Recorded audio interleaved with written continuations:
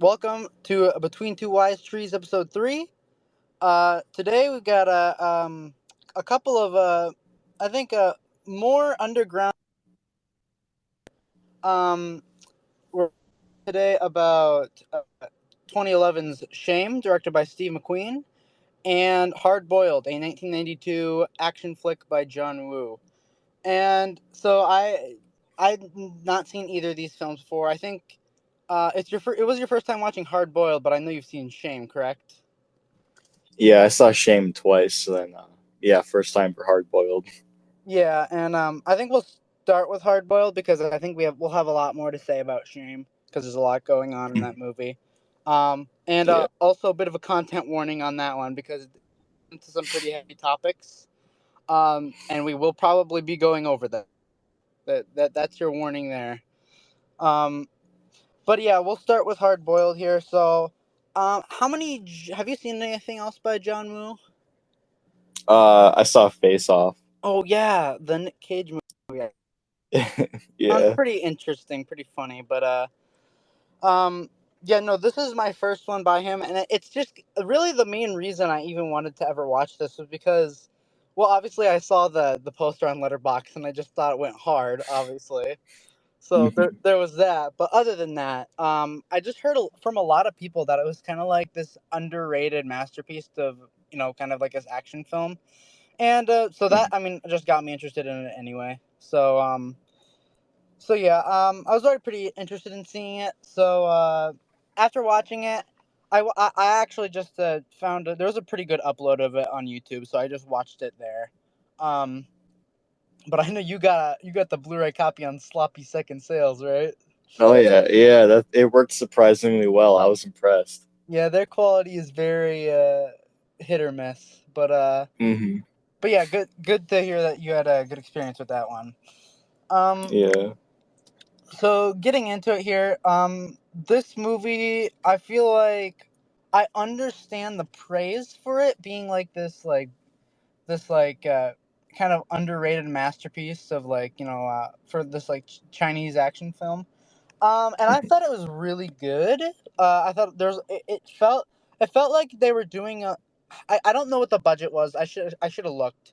I don't know what the budget for the movie was, but it felt like they were getting a lot done with a seemingly small budget.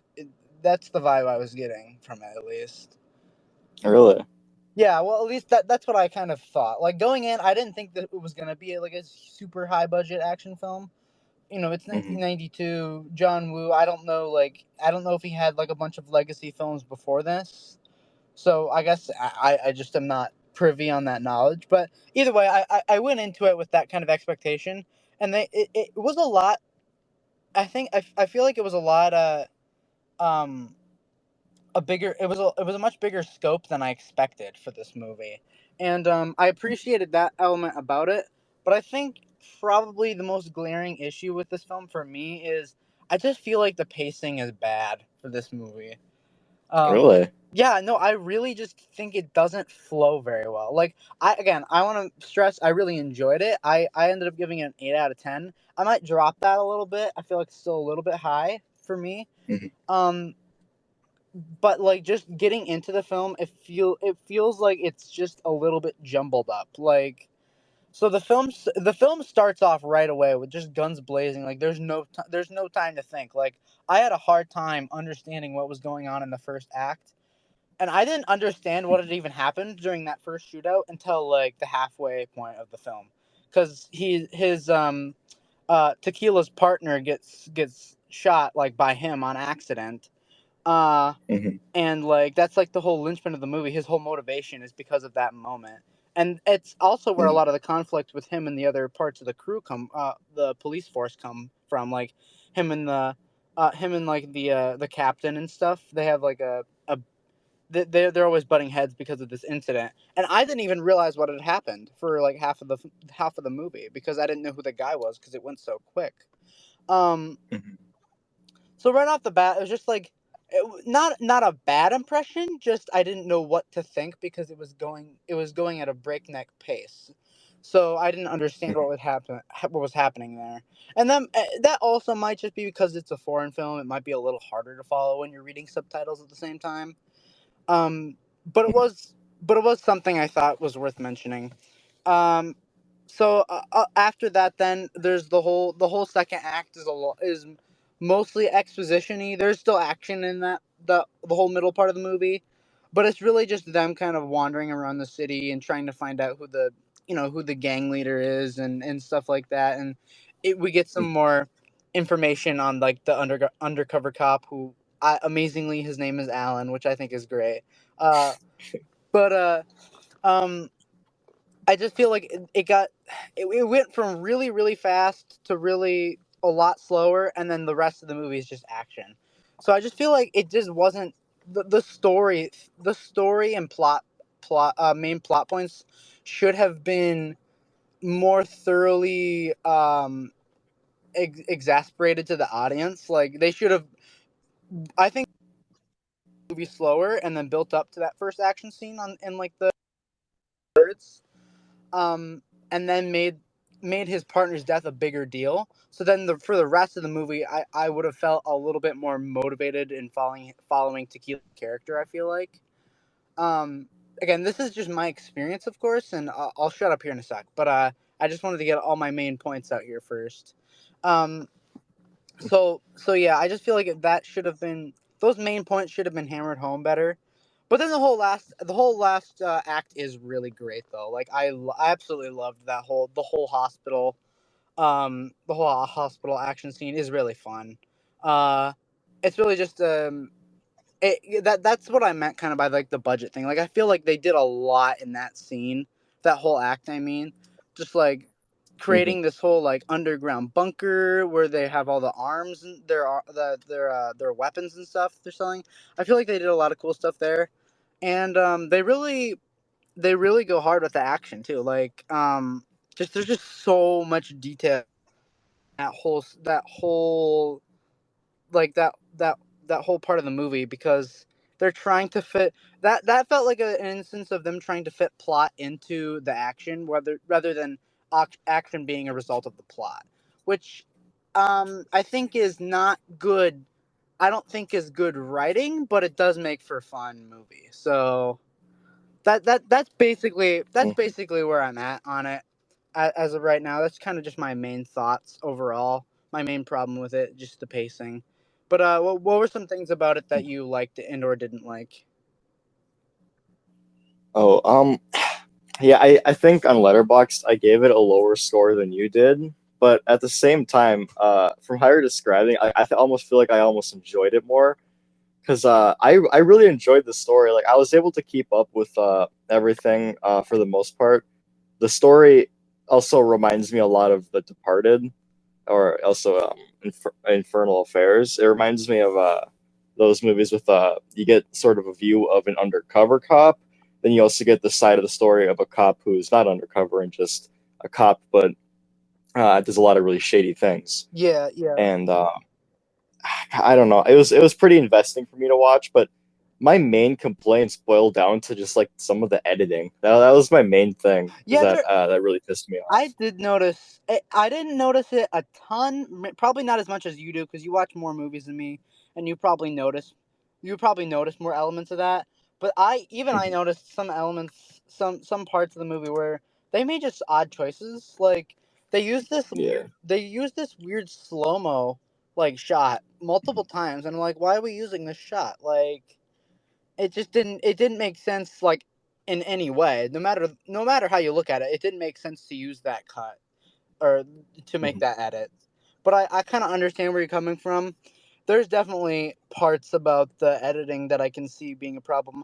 I guess I was too focused on the story and the action to have noticed them as much. But I Mhm. definitely understand what you're saying with that. Um, and also like the story itself, like yeah, I really do like the angle of like the undercover cop and the like the Tequila, the main cop, and I like their dynamic. But even Mhm. even the even Alan, like I didn't realize he was an undercover cop till like much later on into the film. Probably like not until like probably the point where he is talking to like the captain or something, and I was like, again, this is probably my fault because I was not I just I was following the film not as closely as I should have been, I think, Mm, and that's not a great thing to do when you need to read subtitles. So, um, mhm. I guess I could say I was a little bit distracted at points. So that's probably on me more so than anything. And if I watched it again, I'd understand way better, obviously. But just Mhm. for a first time viewing, I just felt like things went a little bit fast, and it took me a little bit longer to figure that out. Yeah. Um, but yeah, I still really like their dynamic. The characters are great, to be honest. Like, Mhm. uh, I really like all of the people involved with this. The actors all did a great job, I think. Yeah. They all played really great characters. I really like. I think a big standout for me actually was like, um, I don't know any of these actors' names because I'm not familiar with any of them. A couple of them have been in bigger movies, but not really familiar with any of them. But one that I thought stood out for me was Johnny's character, like the main like mobster. I Mhm. thought his character was like super messed up and really like conniving, but like in a really Yeah. interesting way, like a really kind of like a badass way, but not like Mhm. um. But you still hate him, so Yeah. I mean, just like it's such a messed up. His plan is so messed up. Like he's built this whole arms storage facility underneath a hospital, and he just does not care about anyone's life at all. Like down to his very Mhm. last man, he's just sacrificing everyone to just have his revenge, basically, because he knows his operation is going down the toilet. So Yeah.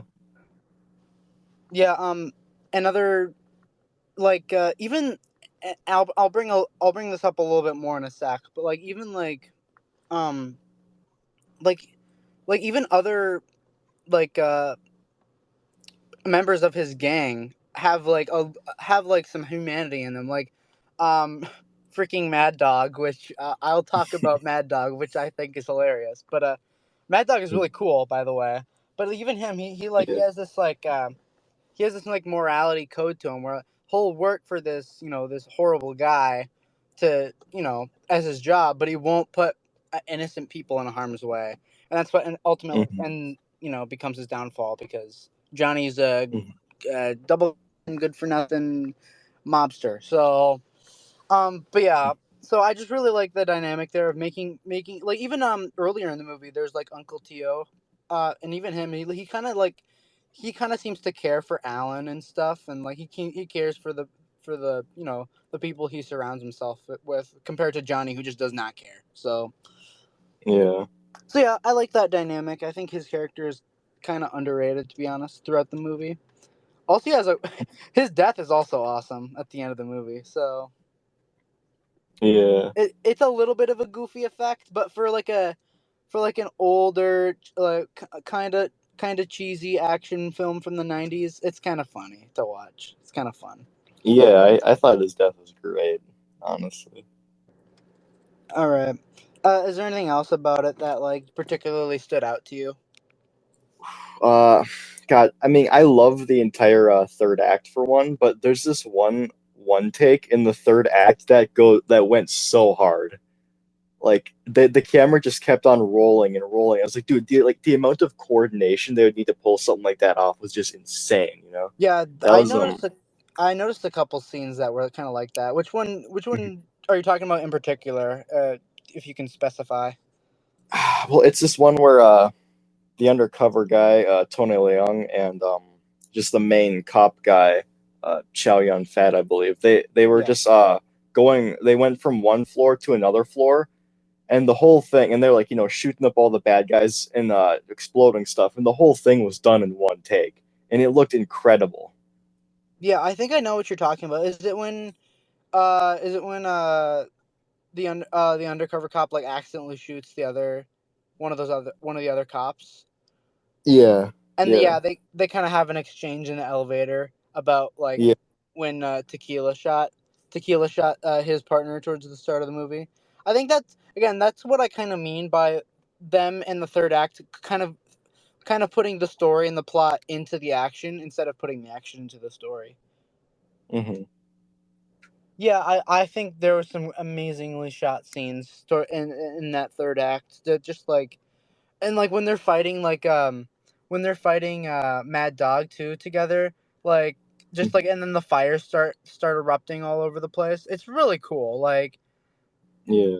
I just, yeah, like it could not have been cheap to do that whole part of the movie. Like Hmm. there was so many extras they would have had to hire on for all of these patients and other police officers and gang members. Just like so Hmm. much went into that whole part of the movie. Like, Yeah. and that honestly, that part of the movie kind of reminds me of The Raid, and in a lot of ways, this movie is like The Raid, especially in that third act. So, Hmm. especially Mad Dog. Mad Dog. Yeah, that was. I'm guessing that was a direct inspiration. It probably was, which I know I did not expect it at all, but it was kind of cool to see. Um, Hmm.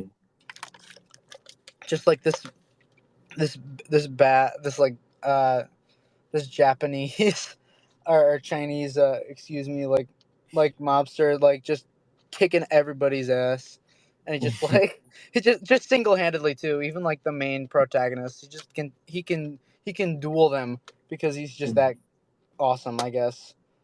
Yeah. Yeah, there was definitely inspiration there, but I liked that too. I thought that was a really fun character, even though he only gets a few like he only gets a few big scenes, but they always go hard.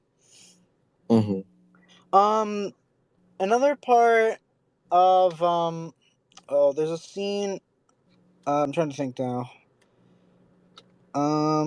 There's a point I wanted to bring up about another scene earlier in the movie. Um, again, this is the kind of movie again I think I'll probably need to watch again at some point to like more thoroughly like examine like some of the themes and stuff too, because I feel like there's a lot of underlying threads about like revenge and humility, and like Hmm. there's the whole scene where he's out like Tequila meets the undercover cop for the first time, and they're having this exchange about the paper cranes and stuff, and that's kind of Yeah. like a through line through the movie as well.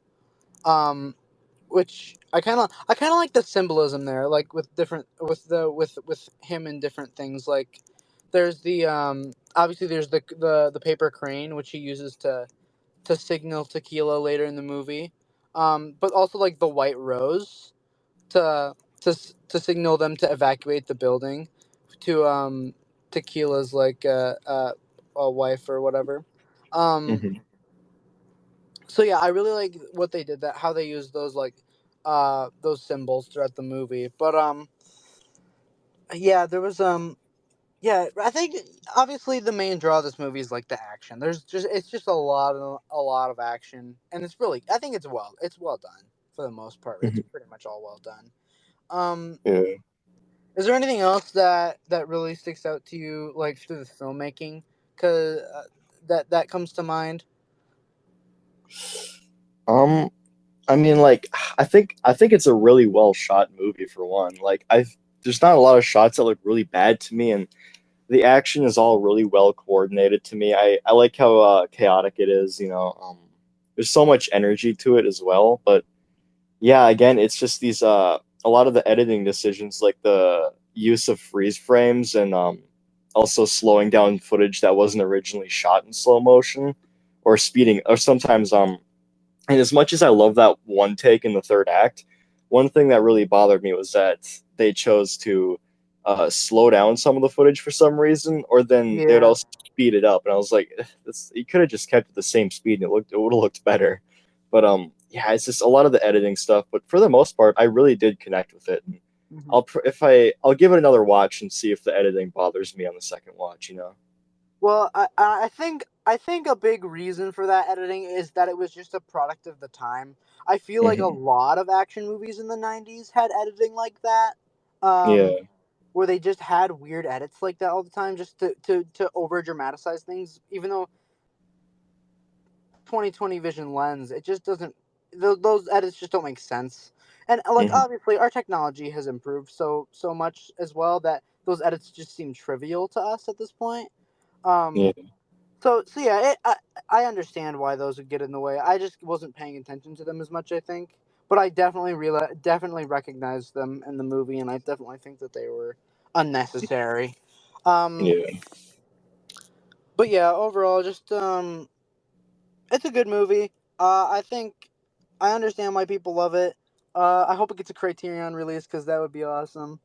Hmm. Um, but yeah, like probably like the most impactful moment of the movie though is like towards the end, and I know this is they're really building up to this moment with like all infants, like getting Hmm. them out, and I'm not gonna lie, I did feel like pretty on the edge of my seat during that scene because there's still like tons of gang members like shooting at the police out the window. It's like Hmm. they're still clearly all in peril, and the last the last like scene too where Tequila has the last one in his arms and he's on fire and he's about to jump out the window and he a baby pisses on him. That was Yeah. Gulliver's Travels with Jack Black. So Dude, you cut out for like half of that, and out of nowhere, it just came back in as Gulliver's Travels. I was like, what? oh, I was just saying, there's that moment in Gulliver's Travels with Jack Black where he pees to save the village of tiny people. Oh, yeah, yeah, I remember that. Yeah, it was that was that's what it reminded me of. That's all I can think of now. So Jeez. pissing out fires. That's what we do around here, I guess, in movies. So I thought it was hilarious, honestly. it was funny. It was funny. Yeah. Um, now, hold on. Okay. So I think anything else you want to say about the movie before we move on? Because we've pretty much said our due about this movie. Well, I guess like one last thing is that I really did like the soundtrack too. The Oh soundtrack was really yeah, good. I thought the soundtrack was great. There were a couple tracks earlier in the movie that I thought sounded a little bit ugly. Like they went for Hmm. a lot more of a jazz style, especially early in the movie. But Hmm. some of them didn't sound very good. But as the movie went on, it kind of changed style a little bit, and I really started to like the music in the last half of the film. So, Yeah. but yeah, the music in the movie was great overall. It was really good. And I'll probably have to listen to it again because I know there are some tracks in the third act that just went really hard. Um, Yeah. so yeah, really good. I thoroughly enjoyed it. Um, I feel like this is a movie that I need to rewatch at some point just to get a little bit more understanding out of it, and also just like, um, just I don't know, just like overall have a better view of the movie overall, because Hmm. I was really pretty much focused on the action and trying to understand the story. So, I would like to notice more things about it. And also, I think in the future I might start taking notes on movies we do for the podcast. Not like super intensive notes or anything. Just things I notice that I want to bring up. Hmm. Um, if I think about it at least. But Yeah. yeah, Hard Boiled was good. I don't. I think calling it Hard Boiled is probably the most memorable part about the movie because Hard Boiled is just a funny name. So It's true. yeah, good movie. Um, I liked it. I might lower or raise my score depending on when I rewatch it, how I feel. But yeah, good. Excited to see Face Off with Nick Cage. So that ought to be interesting. I have no idea what that movie is about, so that'll be interesting. it it's beautiful. I thoroughly enjoyed my experience with that one. Okay, great. That's well. I mean, that's pretty much any Nick Cage movie. So, Yeah. all right, we'll move on to Shame now, which I have a lot of questions and a lot of. I'm interested to see where this conversation goes because this movie is a lot. Like it's heavy. Hmm. So, um, Yeah. I'm trying to think where I even start with it. Um, I should probably let everybody know who hasn't seen it. This is a movie about a man addicted to sex and his kind of basically just his struggle with it and uh, his relationship with his sister because of his addiction.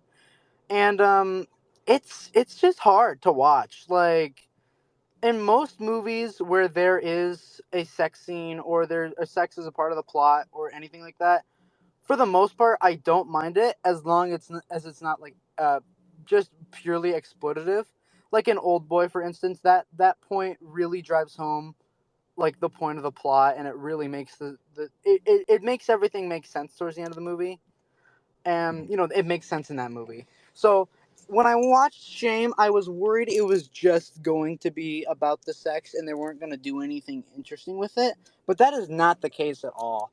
So just I love the way they took the character like of Brandon, like because unlike something like you could like liken him to a character like Patrick Bateman from American Psycho, obviously not on the same level, but they kind of followed the same path where they work a good nice they live in their apartment, and they have these like just these like terrible addictions to things.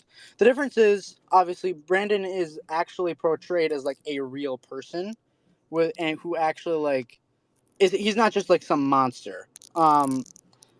They actually like they try and make it ambiguous enough to be a problem, but that doesn't mean he's outright a bad person. And I think that's the interesting take of it, right? So Mhm.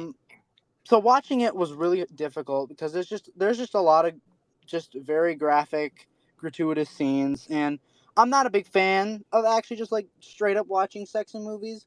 But this movie specifically goes out of its way to make you feel uncomfortable watching it, and I think that's the music choice. It's just so dramatic and it feels icky to watch, which I think is obviously the point. Um, Mhm. and it's because this guy has an addiction to it. Like, it's not like this is just a normal sex scene in a movie. Like, in Oppenheimer, it's not a big deal that he has sex because he's just a normal guy. So, or not a normal guy, but like, he's having a normal interaction with another person. Whereas in this movie, because of his addiction, it makes everything seem so much more sinister in a way because it's all he thinks about and all he cares about, and it's ruining his life. So, it's just that much more heartbreaking to watch it. And and my worry was that I wasn't gonna care for his character. I was just gonna hate like the main character, and obviously that's not what you want in a movie. But that's not where they took it. They made him redeemable in a sense. Um, so I thought it was really interesting. I'm curious to see like what are your like your overall thoughts on it? Like, why do you think it works so well? Um, I think a lot of it just boils down to the directing and performances for me, because like Michael Fassbender, like his portrayal of Brandon is just so spot on, right? And I Mhm. think also what really helps is that Michael Fassbender is like absolutely hung too. You know what I mean? Yeah, sure. I, I, I Like, I mean, if they wanted someone extremely hung, they could have got Willem Dafoe, but that's another story. So, yeah, we got Antichrist for that. oh yeah, I still yet to see that one. But I love it. anyway, But yeah, I don't know. And the way that Steve McQueen directs everything, he has a reliance on so many long takes, and it really just makes you feel like you're like in there with the characters. You're watching everything, and I don't know. The way he also uses music too, it's also it just gets me right in the feels. You know what I mean? yeah, that was probably the most impactful part of it. It's just the the droning, like just depressing sounding music makes makes the every scene feel like something terrible is happening. Even if he's just standing there, there's just some sound happening that makes you feel like, oh, I can't take this anymore. Yeah. Yeah, I think it's a brilliant movie, honestly. Like just the portrayal of him. Um, Now there are parts about it I think which I wasn't really expecting. But towards the ending of the movie, a lot of the stuff towards the ending of the movie in the third act, I feel like a lot is left up to interpretation. Hmm. Like, okay, probably my favorite part of this entire movie is the juxtaposition between the opening shot and the closing shot, because the movie opens with him sitting on the subway and he sees a woman, and wow, and I think that this whole scene is just brilliant. Both scenes are just so brilliant because obviously the music makes everything so much more dramatic and so much more like haunting. Even though if you change the music up, you could make this look like a Hallmark moment. Like, you really could, because it's just like, oh, look, it's a hot guy and a cute girl. Like, they're gonna get together or something. Like, they got like a thing.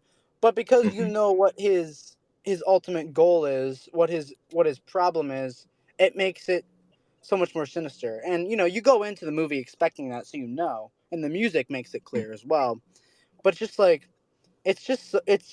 honestly a little bit just scary to watch. Like, Hmm. because it's like not even an uncommon occurrence or anything, but it just feels wrong watching it. Um, Yeah. but I really love. So they open the movie with that, him looking at this girl like across from him on the subway, and she seems obviously take an interest in him. Um, but then it shows that she has like a wedding ring. So, and obviously and at the opening of the movie, he doesn't care. Like, he's just addicted to sex. He does not care where he Hmm. gets these women from. He's only focused on one thing and one thing alone. So he like chases her as they get off the subway, and he ends up losing her. But then at the end of they end the movie on the same exact shot, except now she looks more dolled up. She looks like she's got more makeup on, like a little bit of a fancier outfit on. And she stands up and goes to the pole, and they still have like the same kind of exchange in their eyes. But then Hmm. he sees the wedding ring is still on her hand, and then that's how the movie ends. Like, that's just the last shot. And I think that Hmm. is such an incredibly smart way to end the movie, because it's so realistic. Because you can Yeah. interpret it as, over the course of the movie, and we'll go into it more. He kind of starts to he starts to become super desperate to end his addiction, because it's starting to ruin his life in just Hmm. every conceivable way. And at the end of the movie, it's kind of left up to our interpretation whether he gets over his addiction or not, because we don't really see what happens to him after his sister is in the hospital. He kind of just it kind of just lingers on that shot of him crying out in the rain by himself, and then Hmm. it's that closing shot, and we don't see what happens next.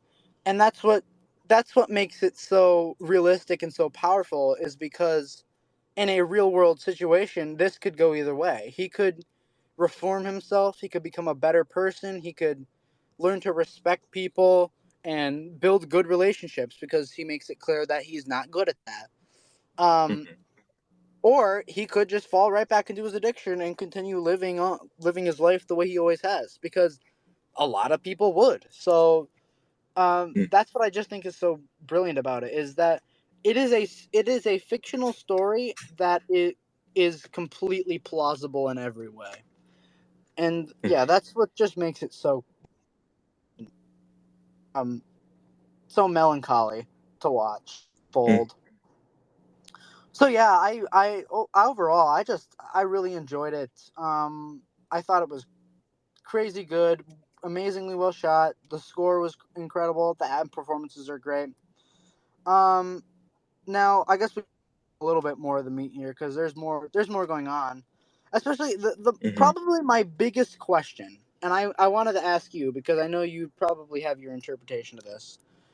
Um, Hmm. the there's this huge. This is probably the climax of the movie.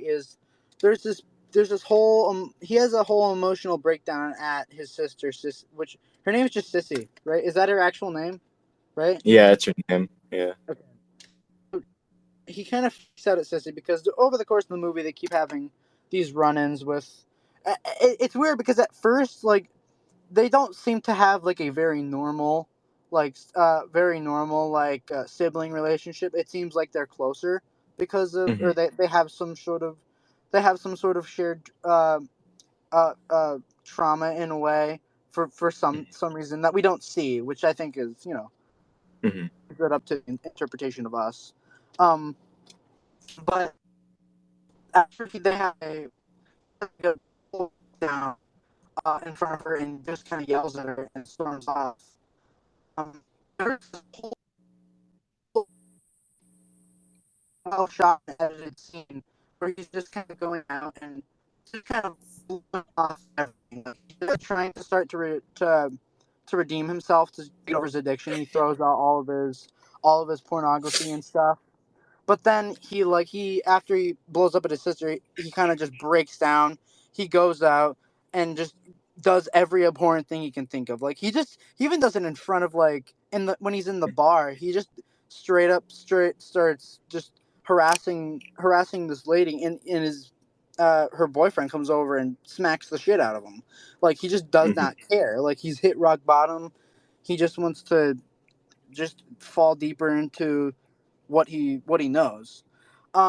But then, so there's a scene right after that where it seems to me that he goes into a gay bar or something. That Hmm. whole scene was a little bit confusing to me, but it seemed to me that that's where that was going, or that's what it was showing. And my interpretation of it is like him just like kind of just escalating his addiction. Like, before that, he's shown no interest in that at all, but it seems that he's just like he's escalated to this point because he just starts to be he's becoming he just wants to feel. He just doesn't want to feel anything else. And Yeah. my I guess that's my interpretation of it, is he's just going to the next step because that's all he knows how to do. um is that kind of the reading you got from it? Because I was kind of curious to see what you thought about that whole scene.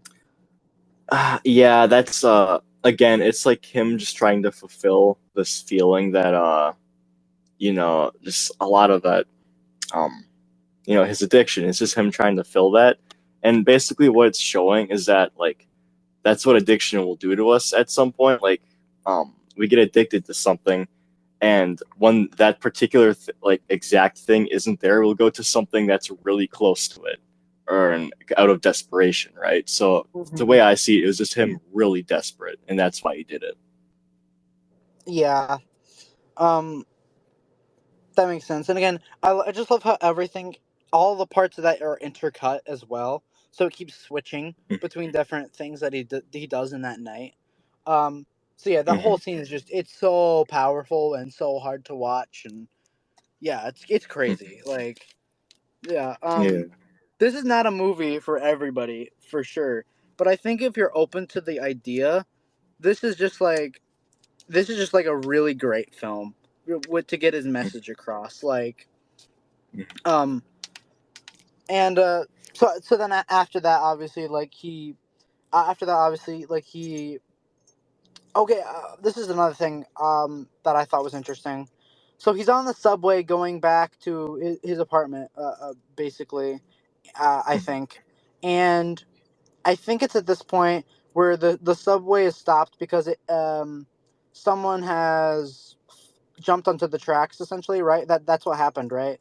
Someone's jumped onto Yeah. the tracks, and so they had to stop the subway. And Hmm. it's at this moment that he starts to get really freaked out. And for a couple second moments, I was kind of wondering where it was going. Like, did Sissy jump onto the tracks? Because earlier in the movie, there's a shot of her Hmm. starting to get close to and kind of like joking about jumping off. I'm like, oh my gosh, is that her? But then he runs all the way home, Yeah. and then she's just sat in his bathroom with her wrist slit. So it's this incredible subversion of, like, kind of knowing something terrible has happened, but like, you kind of get faked out for a sec um by like the by like it's not her at the train, but she did do something to herself. Um, Hmm. so yeah, I love that scene too. The way that whole scene played out after that as well was cool. And then obviously, like, the last main main shot before the movie ends. Um, Hmm. there's the he goes into the hospital and he's kind of trying to be there. Like basically the first time he's ever there for his sister throughout the whole movie. Hmm. Um, and she does wake up and calls him like a shithead or something, and they Yeah. kind of just exchange this moment of like just trying to like they're just trying to make it through. And after that, it's kind of left up to interpretation whether she dies or not. Because the next scene is of him going out and like yelling and just breaking down, Hmm. and that could be interpreted as him crying over his sister actually dying, or maybe it's just him being upset over how horrible his life has become because of it. I like that about it. Really sad. Just how it all plays out. Now, another thing we should probably talk about is his sister is not played up as some angel character either. She's also Hmm. just as much in a bad spot as he is in a way, where and I thought this was interesting. Before their whole fight basically centers around her having sex with his boss, which is just I mean, that's messed up, right? Like that's like Yeah. he does. I think he deserved to be mad about that because she knew he had an addiction, and this horrible addiction that was ruining his life, and then she goes out and does that with his boss. It's like it's such a counteractive thing to do. So I think he deserved to be angry, but it's the extent of to which like his emotions get that make him like kind of look like he's in the wrong at the end. Um, Hmm. so yeah, I think it's interesting because they don't make Sissy a perfect character by any means. So, um, Yeah. just I honestly wish there was a little bit more of her in the movie because she doesn't come in until a good I'd say 20 minutes into the movie. Um, but so I do wish there was a little bit more with her. Um, but I understand also a lot of this movie is for one it's supposed to be about Brandon himself, so that makes sense. Hmm. But on the other hand, as well, a lot of the movie is supposed to be point of view in a way, so it kind of makes sense. We wouldn't get to see a lot of her because she's living her own life still. We're following Brandon. We're not Hmm. following Sissy. We're seeing Sissy through the lens of Brandon. So Yeah. yeah, I wish we would have got a little bit more see their relationship kind of not explained but unfold a little bit more before the climax. Um, Hmm. but yeah, I just I love the way that her character is taken and all the characters are taken. Um, is there anything else you want to bring up about her character or anything else about the characters or anything like that? Um, if I were to bring up one thing, it's that I also gotta mention that I really do like love their relationship and like how it's handled. Because one thing I noticed is that a lot of people thought that they had a really incestuous relationship, Yeah, but I completely disagree with that take. no, I went into the movie thinking that that might be a plot point that shows up. Because I mean, Hmm. I mean, obviously, I was led to think that his sister is coming there to live with him, and they just don't care about. I mean, but her first scene Hmm. is of him running into her naked in the shower, and they just don't seem to care about that for the most part. So I Yeah. understand why you would think that way, but as the movie unfolds, I think it's made clear that that's not the case. Like Yeah. he has no interest in in his sister at all. Like that's not what's happening here. I think it's more he doesn't want to be around his sister because of a events that we don't know about from their past, but also b he's just really he's so stuck up about not having these personal relationships because he's afraid of ruining them, and Hmm. by being afraid of them he's ruining them. So that's the irony of it. Yeah.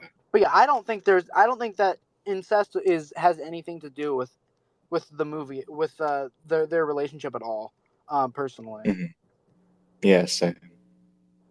But yeah, I can understand with a movie like this. I can understand why you would think that way, but I just don't think so based on the context clues of the film. Um, Mhm. but yeah, I think that was great.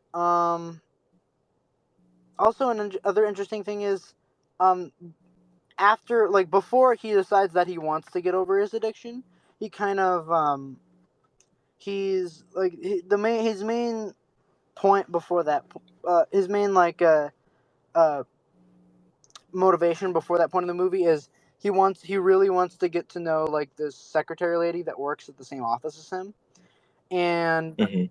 um I think it's really interesting. What's really interesting about that is, so they go on a date. It's completely normal, except for like some of Mhm. some of the weird things he says. But you know, that's I think that's just him.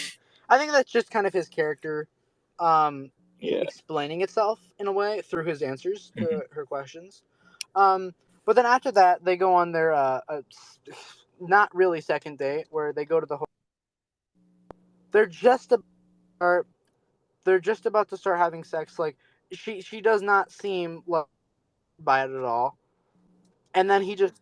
stops. Like he just straight up stops, and I can only chalk it up to what feels like. It seems to me that he just feels so guilty about his addiction that he doesn't want to drag her into his problems. That's why he stops. He decides not to go Mhm. further. I think that's the reading I got from that, and that's when he decides to like kind of try and stop. Um, but I really thought that scene was super interesting too. Um, but yeah, I don't know. I just felt like their relationship was really interesting too. Like him kind of wanting to have a deeper relationship, but he's so focused on the sexual element of it that he feels bad when he brings her into it. So yeah, I think that kind of shows some of his growth in a way, even though he does fall back later on. But that's more because of trauma of what's happening between his only other relationship. So you hear me talking Yeah, about I that? heard that whole thing. Yeah. Okay, good. Yeah, I was just kind of going over how I thought it was really interesting how you know his Mhm. relationship with her went, and how it kind of he stopped it moving forward because he wanted to be rid of his addiction.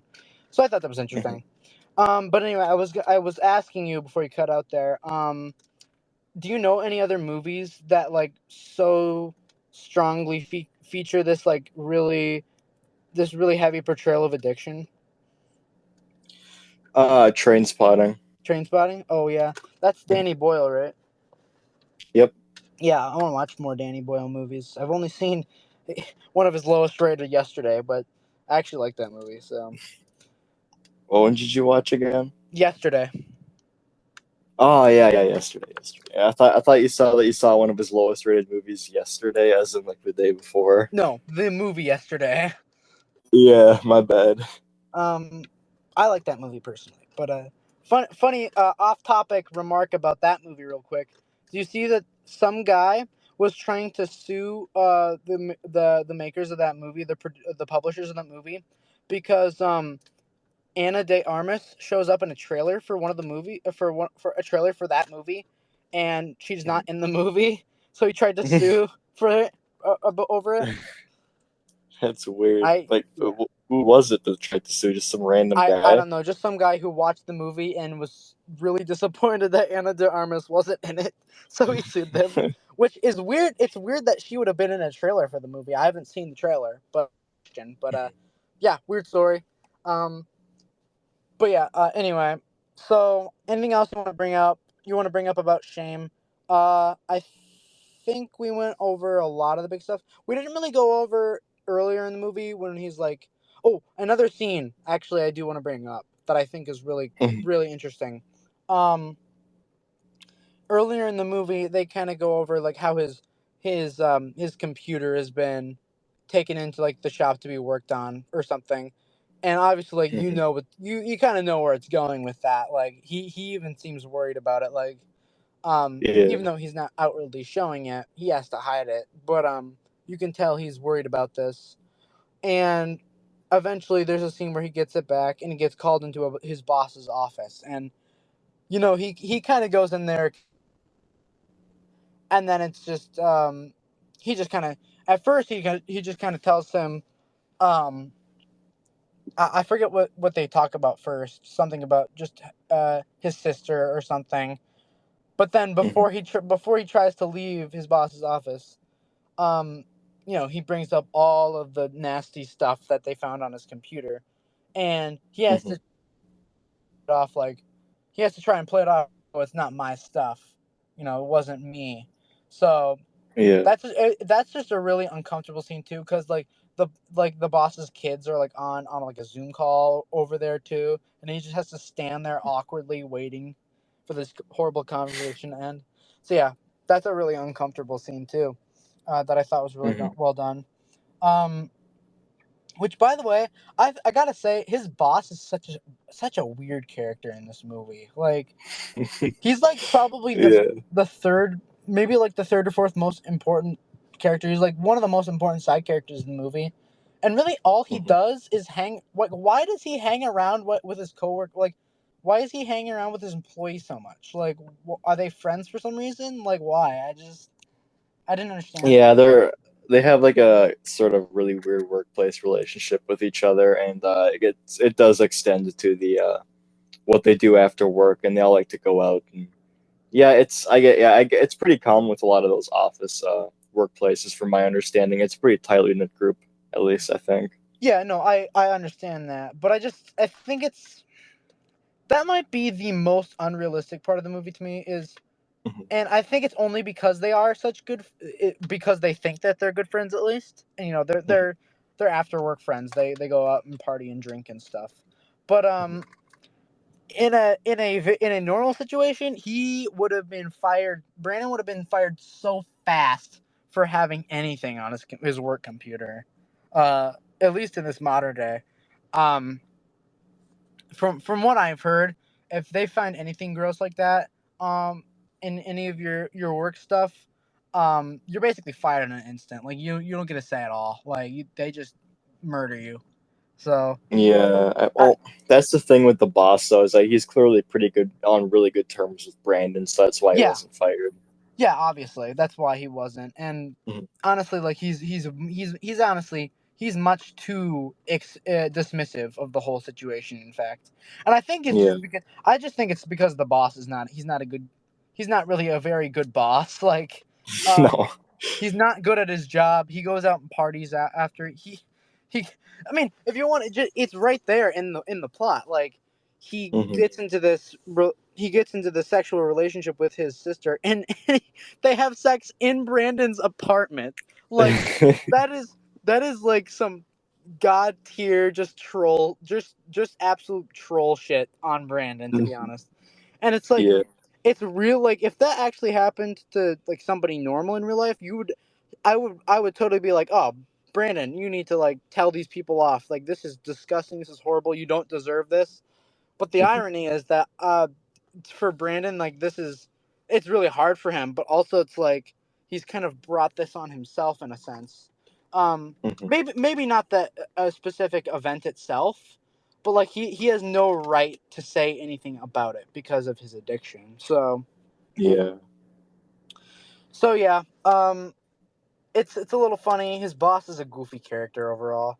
Like, having having a sexual relationship with one of your employees' family members, that's another good way to get immediately fired. So Yeah. yeah, a lot of workplace violations going on in that. What even was his job? I don't even know. Did they say? Probably something with like marketing, honestly. That's Yeah. my guess. Whatever Patrick Bateman did, probably the same thing. Yeah. There's a lot of overlap within the characters, except there's not a lot of overlap within the characters. So, but yeah, anything else you want to bring up about this movie? I think Shame is really interesting. So, anything else you want to say about it? Um, yeah, I just wanted to bring up so like is there anything holding it back for you from being like a 9 star or 10 star movie? So yeah, I did give it a 8 out of 10 on Letterboxd. I Mhm. think my main thing is, um, I think on rewatch this will go even better. The thing is, thinking about the movie is better than watching the movie. Like, I think examining its themes and talking about and discussing how well the movie portrays its characters and how well it's made, it's all really great to talk about when you're not watching. But when you're Mhm. watching the movie, it's just a slog to get through. It's not a it's again, it's a good movie, but it's not a fun movie. So Mhm. that's what makes it so uniquely frustrating in a way where it's a great movie, but I really don't want to rewatch it anytime soon. But I know that once I do, I'll have like I'll come out of it with like a better, because again, I think the experience was worth having. It's just during it, it's just not fun to watch this man kind of get his life destroyed over this his addiction. Like Mhm. it's too relatable in a way, which I think is a good thing because of how relatable it is, but it's also detriment to the movie's enjoyability. So I'd say my main thing is I wouldn't really change anything about it. This is just another one of those situations where I don't think there's anything that could have been done better with the movie. I just personally don't think I can get any more enjoyment out of it than I already have. Um, kind of a situation with like Talk to Me. I think Talk to Me was great, but I really don't have anything to add to it that would have made it a better experience. I just kind of have settled on what I think about it. Um, Mhm. it's really more, it's personal preference. Like some Yeah. movies can be objectively perfect and I just don't care for them, and some movies can be just absolute pieces of crap and I can be like there's so much here. So Spider-Man 3. yeah, and you know what? Spider-Man 3 is an absolute gem, okay? Remember that there's that video on YouTube, and the thumb and it's called like incredible moments in bad movies, and the thumbnail for that video is the Sandman scene from Yeah. Spider-Man 3. So that there you go. Other people agree that there's good stuff in that movie, man. Oh, there is good stuff. Like I'd probably give it like a 5 or a 6 out of 10, but like God, a 10 out of 10 for Nah, Spider-Man it's a 10 out 3. of 10 movie, man. I can watch that movie any day at any time, and I will have so much fun. I'll talk about it for hours. We'll probably talk about the Spider-Man trilogy at some point because that'd be fun. Yeah. um, actually, so we should do trilogies at some point because I want to do Cornetto trilogy and Spider-Man trilogy would be fun too. So Mhm. but yeah, um, for now though, I think we're about ready to wrap up here. Anything else you want to add before we wrap up? Um, I don't think so. I think we about covered it all. Yeah. Um, Also, I do want to ask. You just saw another Steve McQueen movie recently. Are those his Mhm. two most popular, Shame and the Slave one? Yeah, Shame and 12 Years a Slave are probably his most popular movies, but Hunger is like still equally as good, and I haven't seen Widows yet, so I'll have to check it Okay. out. But 12 Years a Slave is definitely worth watching, right? Yeah, I loved it a lot. I thought it was fantastic. Yeah, I am interested in seeing that one too. Um, Mhm. but yeah, that's about it for now. Um, I want to in the future here. You made the suggestion. I want to have a plan set up where we can have movies set up in advance so we can let people know what's coming in the next episode. As of Mhm. right now, I'm still unsure of what's gonna happen because I'm pretty flexible with my schedule and what works, but I know it's not gonna be like that for everybody, and especially when we have guests on. Um, I assume guest episodes are gonna mostly be surprises what we watch because I want them to decide. Mhm. Um, but for our episodes, at least, I would like to have a little bit of a schedule, or at least give people an idea of what's coming next. We don't even have to outright say, but Mhm. that's something I want to do in the future. We can discuss that though in private, what we want, how we want to go about that. But for now, I think this is a pretty this episode. Uh, I think it's gonna be the shortest one, but that's because I cut out the accidental little Yeah. slip up we had. But that's okay. That'll happen. Um. Mhm. But yeah, overall this went well. Still in my car recording, and I've just noticed there's a giant stain on like the ceiling of my car, and Ew. I think it's from when I threw an apple. I threw an apple out the window, but I missed and I hit like the ceiling, and I think it left a stain there, and I've just realized it. So The heck?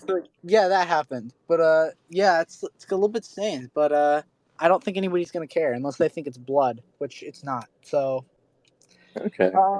so yeah, that was completely pointless, but there you go. That's our episode. Thank you all for watching Between Two Wise Trees. The YouTube channel is also now officially up. We've got both the previous episodes on there, so that's exciting. Go check out Between Two Wise Trees on YouTube if you haven't, which you're probably listening to this on YouTube. Hopefully Spotify is next. I have to look into it, but I will make that something of a priority for me as well after editing this video. But yeah, pretty good. I think that's a wrap on this one. Thank you all for watching, and we will see you in the next one. Bye. All right, bye bye.